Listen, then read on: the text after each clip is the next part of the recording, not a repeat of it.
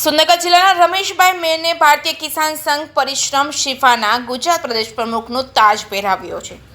સમગ્ર વાત કરવામાં આવે તો સુરનગર જિલ્લાના ખેડૂત લીડર રમેશભાઈ મેર 2 દિવસના તેલંગાણાના હૈદરાબાદ મુકામે ભારતીય કિસાન સંઘ પરિશ્રમ શિફાના માધ્યમથી સેંગલ રેડ્ડીના અધ્યક્ષ સ્થાને 2 દિવસની દેશભરના ખેડૂતો સંગઠનની બેઠક બોલાવવામાં આવી હતી। ભારતભરમાં તમામ રાજ્યના ખેડૂત આગેવાન પધાર્યા હતા, જેમાં ભારતીય કિસાન સંઘ પરિશ્રમ શિફાની કારોબારી બેઠક મળી હતી, જેમાં આગામી દિવસોની અંદર સમગ્ર ભારતભરની અંદર ભારતીય કિસાન સંઘ પરિસંઘના માધ્યમથી ભારતના દરેક ગામડા સુધી સંગઠનના માળખાની રચના થાય અને તમામ ખેડૂતોના પાયાના પ્રશ્નોનું નિરાકરણ થાય તે અર્થે ચર્ચા વિચારણા કરવામાં આવી છે।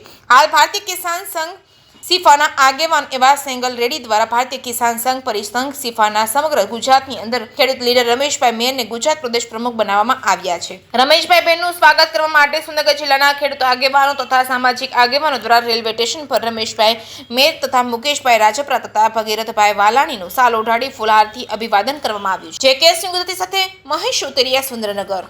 મિત્રો, હું આપનો ડીપી જોગરાણા અત્યારે અમે જે ઊભા છીએ એ સુરનગર રેલવે સ્ટેશન ઉપર અત્યારે અમારી સાથે રમેશભાઈ મેર સાહેબ, મુકેશભાઈ રાજપરા સાહેબ, કિસાન ઓલ ઇન્ડિયા કિસાન સંગઠનની હૈદરાબાદમાં જે સંગઠનો ખેડૂત સંગઠનના જે લીડરો છે તેમની એક કાર્યકારી બેઠક બોલાવવામાં આવી હતી। આખા રાષ્ટ્રીય ખેડૂતોના લીડરો અહીંયા ભેગા થયા હતા।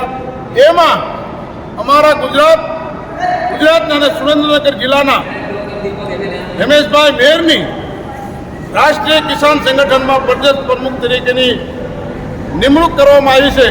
તે બદલ અમે સુરેન્દ્રનગર જિલ્લાના સૌ ખેડૂતો, સૌ આગેવાનો આજ એમનું ફૂલહાર પહેરાવી સાલ ઓઢાડે સન્માન કરવામાં આવ્યું છે અને ગુજરાત પ્રદેશ કિસાન સંગઠનના પ્રમુખ બનાવવામાં આવ્યા છે।